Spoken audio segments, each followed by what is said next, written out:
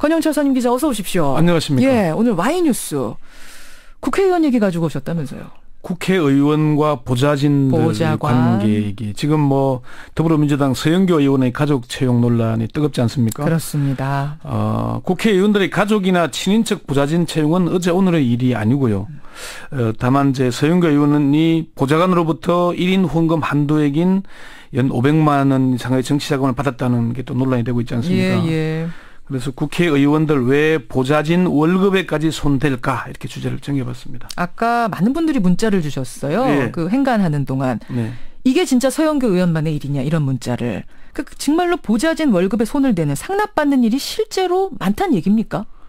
예, 뭐 다수가 있습니다. 이미 그 서영교 의원 외에도 예. 지난 총선을 앞두고 국회의원들의 보좌관 월급을 돌려받는 사례가 여러 건 폭로되면서 공천에 상당한 영향을 미쳤지 않습니까? 기억납니다.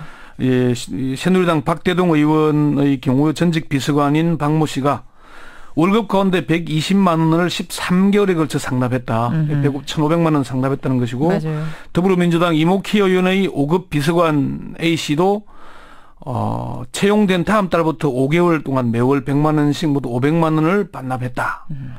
이런 얘기가 있었죠. 그렇죠. 그러니까 이게 뭐 심지어 지금 선관위가 고발한 이게 서영교 김수민 의원과 함께 고발한 새누리당 이군현 의원의 경우에는 예. 보좌진 월급을 돌려받는 방식으로 2억 4,400만 원이라고 선관위가 고발을 했거든요. 2억이 넘어가요, 이군현 의원은? 이게 2011년 7월부터 2015년 12월까지라 그러는데 대단하네요. 제가 듣기로는 구체적으로 확인을 못했는데 예. 보좌진 없는 보좌진을 실제 있는 것처럼 등록해서 받아갔다고 얘기를 했는데 오늘 확인을 해봐야 될 것 같습니다. 방식의 얘기는 좀 더 수사를 해야 되는 거군요. 지금 검찰이 이군현 의원 사무실 압수수색까지 했죠. 예. 나머지 의원들은 뭐 500만 원 받았다 만다하는데 이군현 의원은 2억 4천이면은 이게 연봉이 지금 한 7천만 원 남짓 되니까 보좌관 월급이 이게 3년 이상 받아갔다는 얘기잖아요. 갑오브 갑이네요. 예, 그러니까 그런 경우인데 지금 새누리당이 야당을 향해서 공격을 하는데 본인은 더한 경우가 많죠. 그래요. 네. 그 드러난 의원들의 경우를 지금 쭉 얘기해 주신 거고 그 외에도 우리 모르게 쉬쉬하면서 상납받는 경우, 돌려받는 경우도 있습니까? 이거 취재해 보셨어요?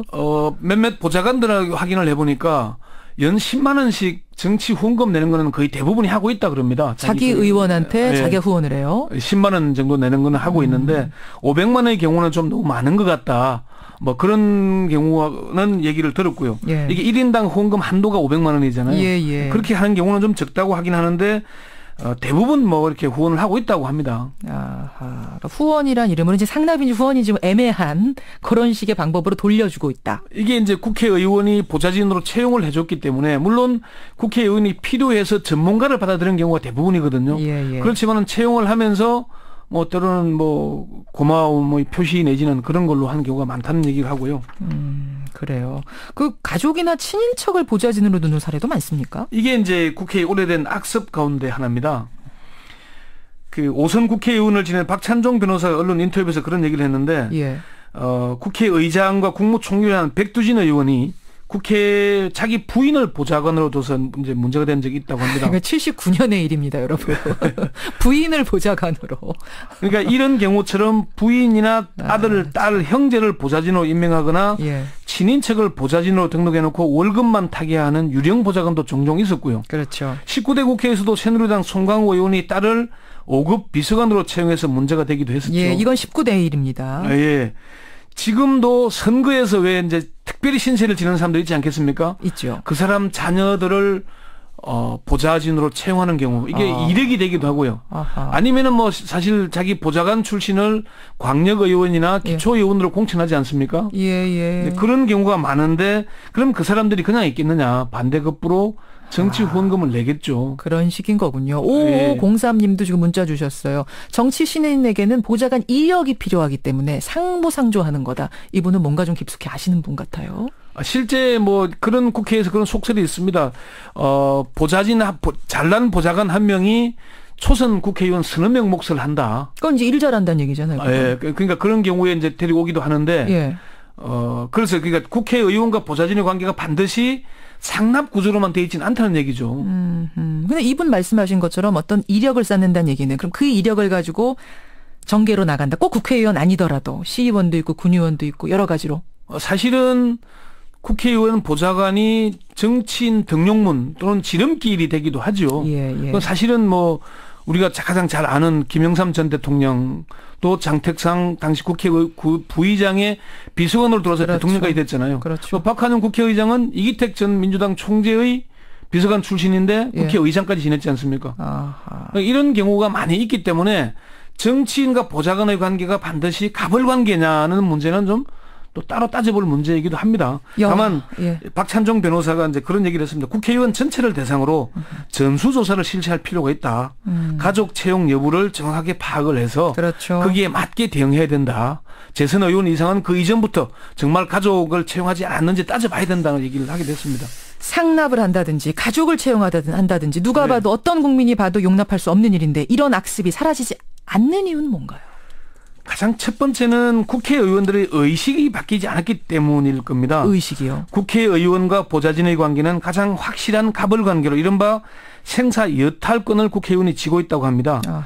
대기업의 경우에는 고용주와 고용인의 관계가 갑을 관계이긴 하지만은 해직의 사유가 명백하지 않으면 재판에서 지죠. 그렇죠. 그런데 국회의원과 보좌관의 관계에서는 임명과 면직이 자유롭다는 겁니다. 자유로워요? 국회의원이 너 나가 하면 그냥 바로 나가야 된다는 게 보좌관들의 얘기입니다. 그래요? 예.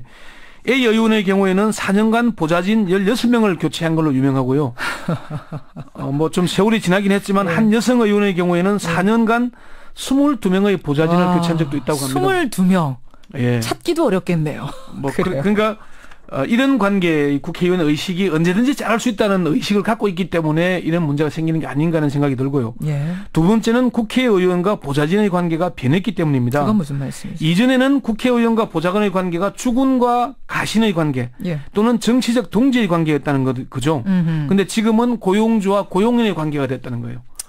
보좌진들이 조금의 불이익도 못 찾는다는 이유이기도 한데요. 동지 느낌을 예전보다 많이 잃었다. 동지적 관계라는 얘기는 이제 국회의원 하다가 자리를 물려주는 경우도 있고 아니면 아까 말씀드린 대로 지역단체장, 광역의원으로 추천해 주기도 하고 그런 일이 있기도 하는데 지금은 고용주와 고용인의 관계라는 거죠. 국회의원 보좌진이 국민 세금으로 월급을 받기 시작한 게 1984년입니다. 이제 30년 조금 넘었죠.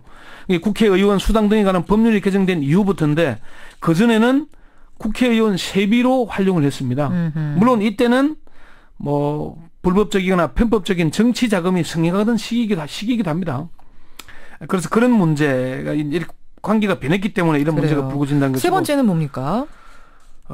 지역구를 관리해야 한다는 현실적인 어려움이 있기 때문입니다. 아니 지역구 관리하라고 다 의원들한테 지원하는 거 아닙니까? 세비 주는 거 아닙니까? 그러니까 이 보좌관을 두는데 뭐 수도권 같은 경우에는 보좌관이 한 구에 뭐 3개구, 2개구, 3개구가 넘잖아요. 이럴 때는 지역구 관리가 그렇게 어렵지 않은 경우가 있습니다. 그런데 지역의 경우 제가 고향인 합천만 보더라도 거창, 합천, 함양, 산청의 경우 한 개의 선거구입니다.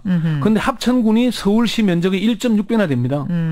지역구가 너무 넓기 때문에 보좌진 한 명을 둬서는 관리가 안 된다는 얘기죠. 그러니까 보좌진 많이 필요하다 보니까 그럼 가족들도 막 들어오고 그런다는 말씀이세요? 지역구 관리에 그만큼 비용이 든다는 얘기예요. 돈이 많이 든다. 그러니까 보좌진 한 명만 둘 수 없으니까 각 그 선거구 각 자치구별로 보좌관 한 명을 두면은 그 활동비, 급여, 뭐 사무실 운영비가 많이 들지 않겠습니까? 결국 그거를 상납받아서 충당하는 방식을 쓰는 게 아니냐. 그러니까 과거에는 불법적인 정치 자금은 해결이 가능했다 손 치더라도 지금은 그게 어렵다는 구조가 하나 있고요. 그래요. 네 번째는 결국 정치 자금의 문제인데 역설적이긴 하지만은 국회의원들이 보좌진의 급여를 돌려받는다는 건 그만큼 음성적인 정치자금, 불법적인 정치자금이 줄었다는 반증 아니겠냐. 그런 분석도 있습니다. 해결 방안은 없겠습니까? 국회의원들이 좀 바뀌어야 할 겁니다. 인식이 바뀌어야 된다? 국회의원들이 사실은 이런 문제를 좀 제대로 보지 않으면은 지금도 갑질 좀 그만해야 되고 제대로 역할을 한다면 국민들이 세비 많이 주고 활동비 주는 걸 왜 마다하겠습니까? 맞습니다.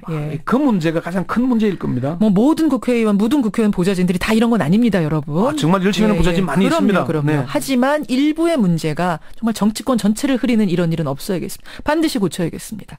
수고하셨습니다. 네.